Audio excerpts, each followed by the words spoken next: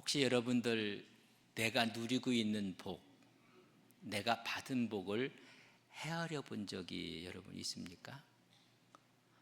목사님, 저는 받은 복이 없는데요. 여러분, 참 곤란합니다. 여기 와서 앉아 있는 이 자체가 얼마나 큰 복인지 아십니까? 병원에 가면 누워 있는 분이 너무 많습니다. 걷고 싶어도 걷지 못하고 내 마음대로 움직이고 싶어도 움직일 수 없는 사람들, 불편하고 어렵고 내가 하나님 볼 수가 있고 느낄 수가 있고 거동할 수가 있고 내가 운전을 할 수 있다는 이 자체가 여러분 복입니다. 가정이 있다는 거, 자녀가 있다는 거, 내가 거할 집이 있다는 거, 내가 상시적으로 출근할 곳이 있다는 거, 여러분 복입니다. 여러분 손을 만지면서 감각이 느껴지십니까? 여러분 복입니다. 여러분 제 얼굴이 보이십니까? 할렐루야, 여러분 복입니다. 앞을 보고 싶어도 보지 못하는 사람들이 많이 있습니다. 우리가 마지막 찬양을 불렀을 때 이런 찬양의 가사가 있어. 받은 복을 세어보아라. 한번 카운트해 보아라. 크신 복이 너에게 많다. 우리는 하나님의 복을 한번 헤아려 보아야 됩니다. 그러나 다윗이 받은 복은 우리가 지금 생각하는 복을 뛰어넘습니다. 그럼 다윗이 받은 복이 무엇일까? 7가지의 말씀의 복을 오늘 우리는 찾아낼 수가 있습니다. 첫 번째부터 7번째까지의 이 복이 무엇일까?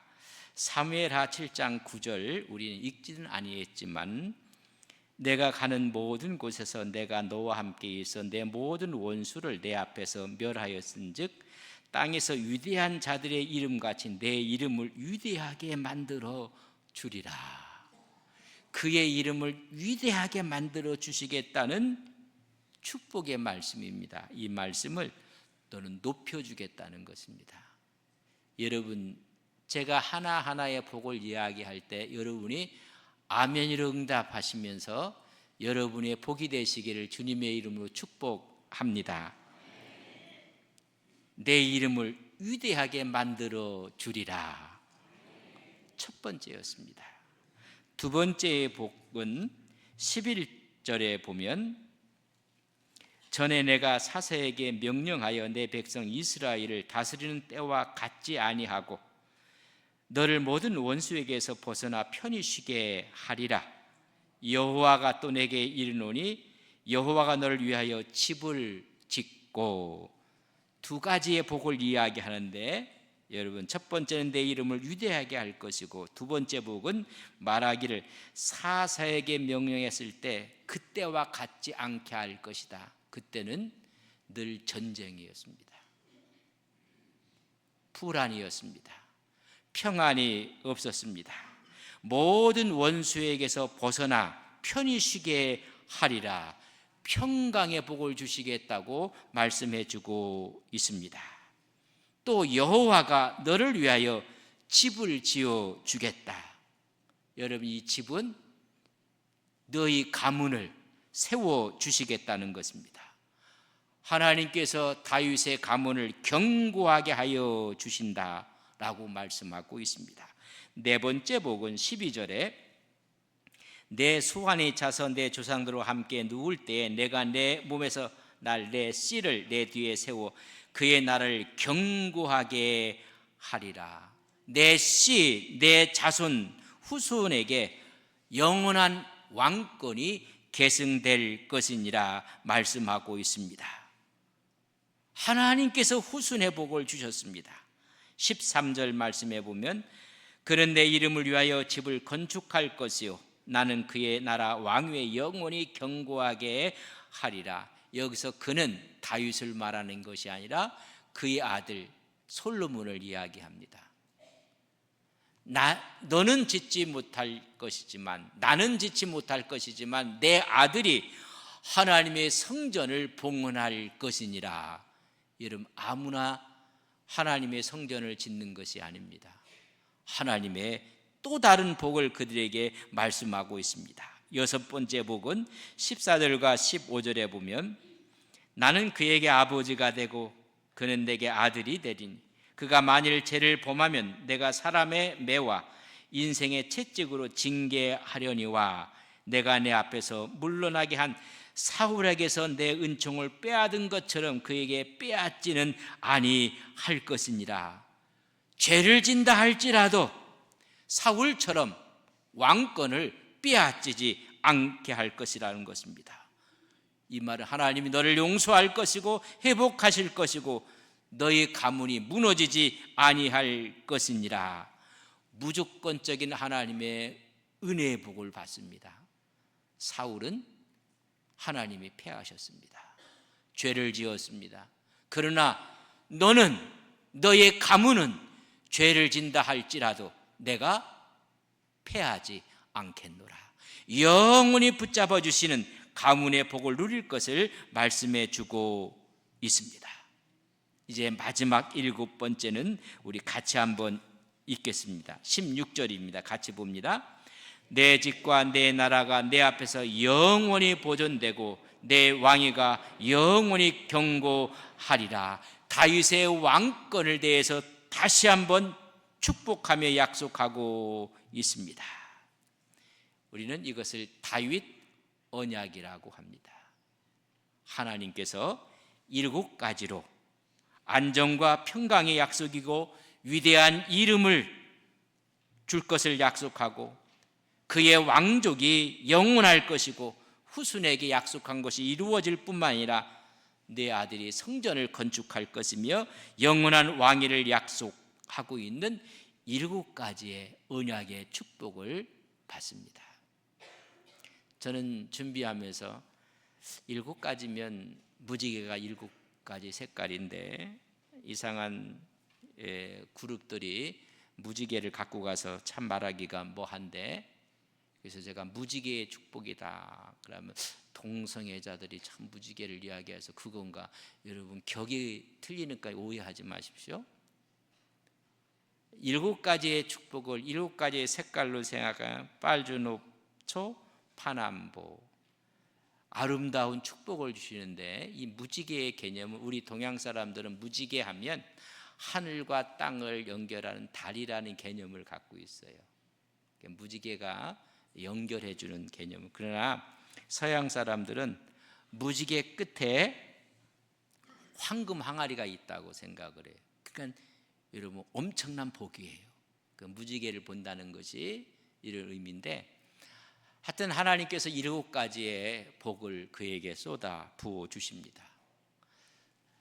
여기서 우리는 한 가지 질문을 해야 됩니다. 왜 다윗에게는 이런 놀라운 축복을 주셨습니까?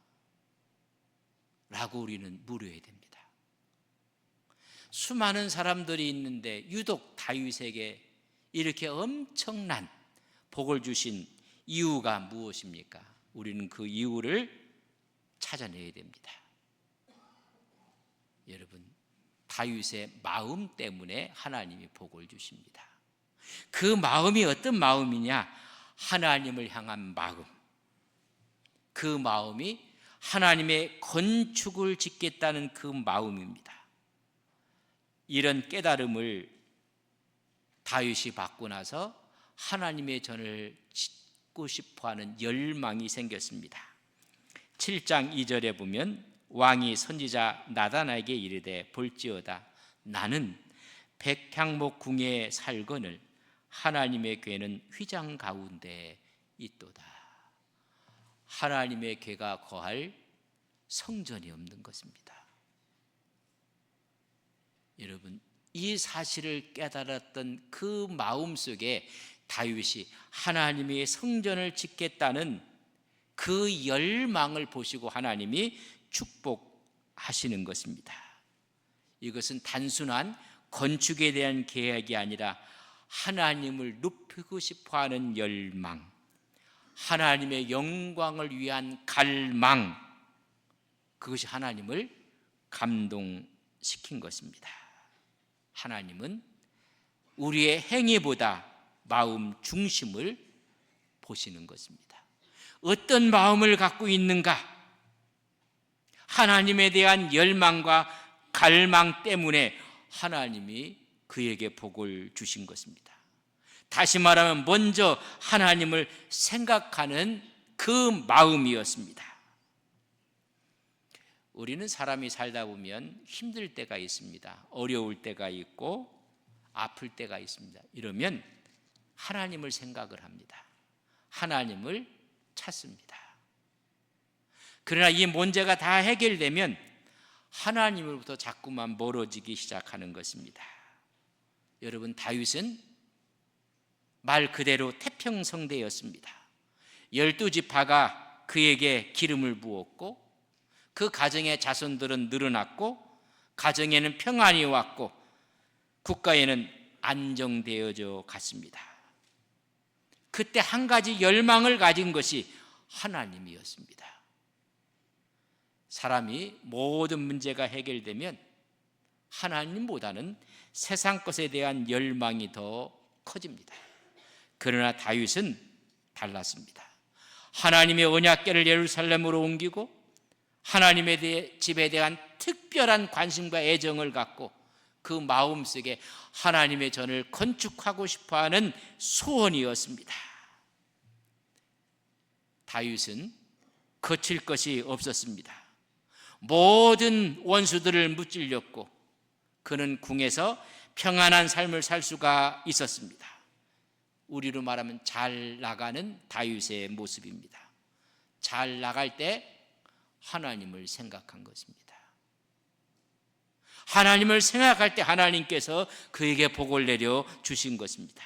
멋진 하나님에 대한 갈망, 그 이유 때문에 하나님이 복을 주시는 것입니다. 많은 사람들이 복을 받습니다. 하나님 주신 은혜를 체험합니다. 체험하면 하나님께 가까이 가는 것이 아니라 하나님으로부터 자꾸만 멀어져 가는 경향이 많습니다. 우리는 탕자의 비유를 잘 우리 보면 아버지는 하나님을 가리키고 탕자는 우리의 모습입니다. 그 가정에 하나님이 복을 주셨습니다. 복을 주시니까는 아들, 둘째 아들은 자꾸만 아버지를 떠나려고 합니다. 자꾸만 먼 나라로 갔다고 했습니다. 어렵고 힘들고 괴로울 때는 하나님 앞으로 와서 기도하고 예배에 참여를 하고 함께 합니다. 근데 잘 나가면 하나님을 자꾸만 멀어져 가는 경향이 있습니다. 여러분, 수요 예배가 없어집니다. 잘 나가면 그 다음에 없어지는 건 찬양 예배가 없어집니다. 뭐 주일만 드리면 됐지. 그러나 잘 나갈 때 하나님을 가까이 한다는 것은 놀라운 것입니다. 다윗이 바로 그런 신앙이었습니다. 자기를 확장하는 것이 아니라 하나님을 위한 계획을 세우고 하나님 앞으로 온 것입니다. 성공한 이후에도 그는 하나님을 잃지 않았습니다. 번영 속에서도 그의 신앙이 식지 아니했습니다. 이 사실을 한 목사님은 이렇게 썼습니다. 사람은 평안하고 안전할 때 하나님을 잊을 수 있고 자신이 이루어놓은 업적처럼 생각할 수도 있습니다. 하나님께서 도와주셨기 때문이라고 말을 하면서 어느 한 구석 뭔가 그래도 내가 했다고 나 중심이 될 때가 있으며 나는 이것을 누릴 자격이 있는 사람이라고 자만심에 빠질 수도 있습니다.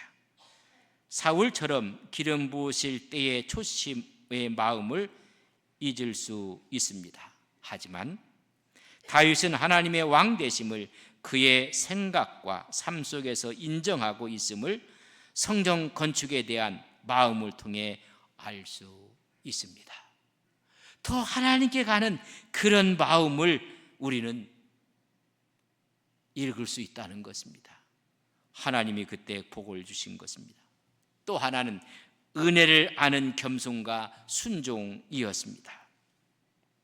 그가 15살 때 가문에서 사무엘이 직접 와서 기름을 부었습니다. 그 다음에는 유다 지파가 기름을 부었습니다.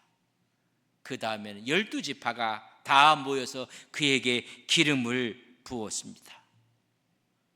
다윗은 이 3번의 기름 부음을 통해서 전적인 하나님의 은혜였음을 깨닫게 됩니다.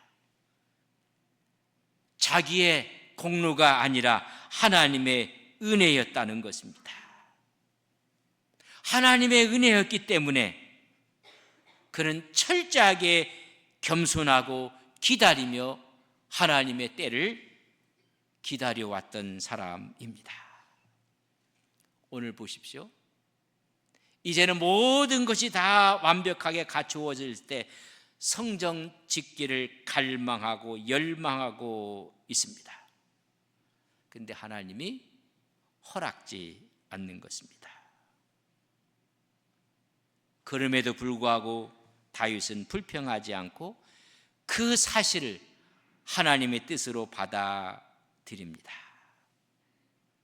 우리는 순종 이야기합니다. 순종은 자기 계획이 좌절되었을 때 드러나는 것이 진정한 순종입니다.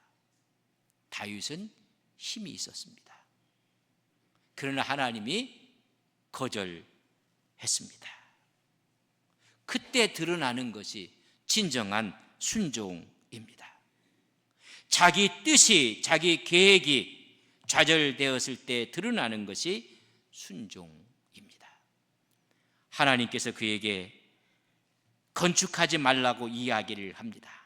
역대상 17장 4절에 보면 가서 내 종 다윗에게 말하기를 여호와의 말씀이 너는 내게 거할 집을 건축하지 말라. 열망을 갖고 있었습니다. 건축하지 말라고 합니다. 근데 그 이유가 왜 건축하지 말라는 것인가? 역대상 22장 8절에 있는 말씀입니다. 여호와의 말씀이 내게 임하여 이르시되 너는 피를 심히 많이 흘렸고 크게 전쟁하였느니라. 내가 내 앞에서 땅에 피를 많이 흘렸은즉 내 이름을 위하여 성전을 건축하지 못하리라. 피를 많이 흘렸다는 것입니다. 이 피는 거룩한 전쟁을 위해서 흘렸던 피였습니다. 그럼에도 불구하고 하나님께서 거절했습니다. 성전을 건축하겠다는 그 헌신을 하나님은 거부하셨습니다. 여기서 우리는 중요한 하나님의 마음을 읽으셔야 됩니다. 하나님의 마음이 어떤 마음인가를 아셔야 됩니다. 성전은 더러워진 죄인들을 씻어주는 곳입니다. 성전은 죽은 사람을 살려내는 곳이 성전입니다. 어떤 명분이라 할지라도 죽이는 일을 많이 한 사람은 성전을 건축할 자격이 없다는 것입니다. 스스로 그 자격을 상실한 것입니다. 그러나 그 전쟁은 하나님이 허락한 전쟁이었습니다. 그럼에도 불구하고 하나님의 성전은 사람을 살리는 곳인데 너는 너무 많이 피를 흘렸다고 말씀해 주고 있습니다. 우리는 여기에서 하나님의 마음이 무엇인지를 만져야 합니다. 아무리 큰 명분이라 할지라도 죽이는 일은 하나님이 기뻐하지 않습니다. 그래서 거부합니다. 이런 거부를 당한 다윗의 모습은 어떤 모습이었을까? 여러분 한번 이렇게 생각을 해보십시오. 다윗이 12지파가 기름을 부었습니다. 태평성대가 왔습니다. 모든 적들을 다 물리쳤습니다. 그렇다면 내 이름을 내기 위해서 성전을 지으려고 했는가? 아니면 하나님의 영광 그 자체를 위해서 성전을 지으려고 했는가 물어봐야 합니다. 성전 건축에 대한 소원이 무엇이었는가? 자기의 평판을, 자기의 야망을, 자기의 이름을 내기 위한 성전 건축이었는가? 여러분, 아닙니다. 다윗은 순수하게 하나님의 영광을 위한 신앙적인 결단이었습니다. 그렇다면 하나님이 응답하시는데 거절합니다. 하나님은 말씀합니다. 성전은 사람을 살리는 곳입니다. 너는 피를 많이 흘렸다고 이야기를 합니다. 그러나 다윗은 말할 수 있습니다. 대의 명분이 분명한 전투였습니다. 그러나 하나님이 안 된다고 이야기를 합니다. 그때 다윗은 그 말씀 앞에 순복합니다. 하나님은 더 좋은 계획을 계시고 계심을 그는 받아들입니다. 그래서 그의 아들에게 이 일을 맡기는 것입니다. 여러분, 신앙인의 가장 중요한 반응이 무엇일까? 거부했을 때, 내 뜻이 이루어지지 아니했을 때의 가장 멋진 반응은 감사입니다. 우리는 오히려 신앙의 반응 가운데 비판하고 정죄하고 비난하고 불평할 때가 너무나 많습니다. 그러나 거부당한 이 다윗의 모습을 18절에 이렇게 기록하고 있습니다. 다윗 왕이 거부된 후의 얘기입니다. 다윗 왕이 여호와 앞에 들어가 앉아서, 거부됐고 하나님께서 노했는데 찾아간 곳은 하나님 앞이었습니다. 자기의 뜻이 관철되지 아니하면 우리는 세상으로 나가버리고 맙니다. 하나님께 나가는 것이 아니라 세상으로 발걸음을 옮깁니다. 그에게는 야망이 없었습니다. 하나님의 영광만 생각하는 마음이었습니다. 받았던 다윗은 하나님 앞으로 나아갑니다. 들어가 앉았다는 이야기는 하나님께 깊게 기도하고 있는 것입니다. 이르되 주 여호와여, 나는 누구이오며 내 집은 무엇이기에 나를 여기까지 이르게 하셨나이까? 아니, 성전을 짓지 말라고 했던 그 하나님께서 나에게 여기까지 인도한 이 왕권이, 하나님이 후손에게 주신 축복이 이게 웬 말입니까? 하나님을 짓지 못할 스스로 자격을 상실한 나에게 주신 하나님의 축복이 어찌된 말입니까? 감사하고 있는 모습을 볼 수가 있습니다. 우리는 내 뜻이 관철되지 아니하면 하나님을 등지고 나갑니다. 원망합니다. 오늘 다윗은 성전을 지을 수 없는 자격을 가진 사람에게 이 베풀어 주신 은혜가 어찌 이 큰 은혜를 내가 감당할 수가 있겠습니까? 그렇게 하나님께 감사하고 있는 모습을 볼 수가 있습니다. 하나님은 그 마음을 보시고 그에게 이루까지의 복을 쏟아 붓는 것입니다. 저는 우리 모든 성도님들이 하나님 앞에서 이런 마음과 이런 순종과 감사를 통해서 하나님의 복을 누리고 살아가는 온 성도님들이 되시기를 주님의 이름으로 간절히 축복합니다.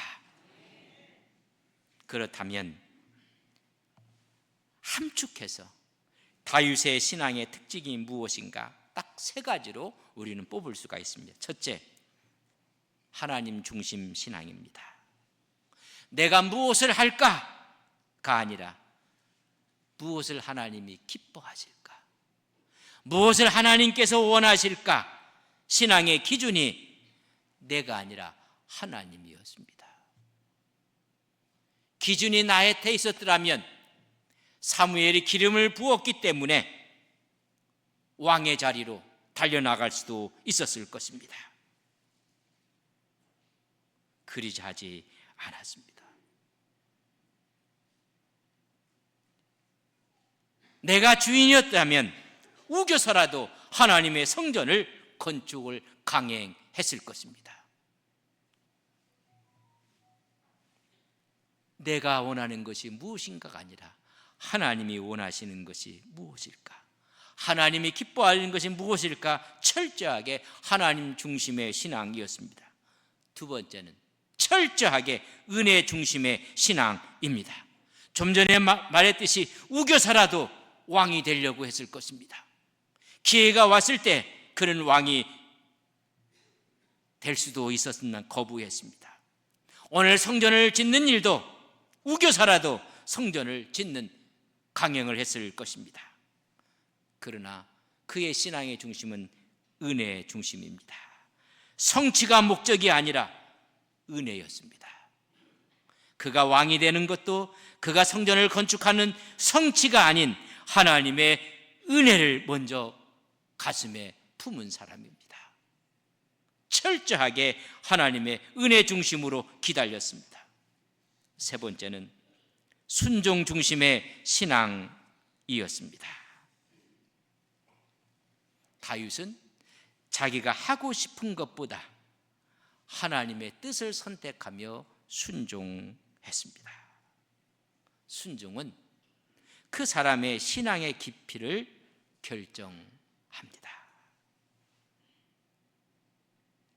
우리에게 요구하는 것은 내가 하고 싶은 것이 아니라 하나님의 뜻이 무엇인지를 깨닫고 순종하는 것입니다. 우리 주님 십자가를 지기까지 순종하셨습니다. 이런 신앙의 핵심을 가진 사람 다윗에게 하나님은 다윗의 언약으로 그에게 복을 내려 주셨습니다. 복을 받은 이유는 하나님에 대한 열정, 열심입니다. 하나님을 바라보며 자신의 성공보다는, 자기의 성취보다는, 자기의 이름보다는 먼저 하나님을 생각하는 신앙이었습니다. 철저히 은혜를 은혜로 아는 겸손함이었습니다. 하나님의 뜻에 대한 철저한 순종이었습니다.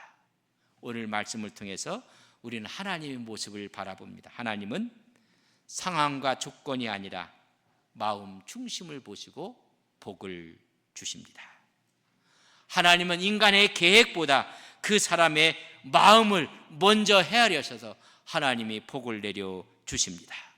하나님은 행할 수 있는 능력보다 순종하는 모습을 보고 하나님은 복을 내려 주십니다. 이런 말씀을 통해서 우리는 하나님을 하나님으로 믿는 것입니다. 그러나 많은 사람들이 나를 위해서 하나님을 이용합니다. 우리는 하나님을 이용해서는 안 됩니다. 내 뜻과 하나님의 뜻이 다르다고 원망하고 불평하면 안 됩니다. 오히려 감사하며 순종할 때 다윗에게 내려줬던 놀라운 축복이 우리의 삶을 통해서 우리의 삶 속에 역사하시기를 주님의 이름으로 간절히 축복합니다. 우리 다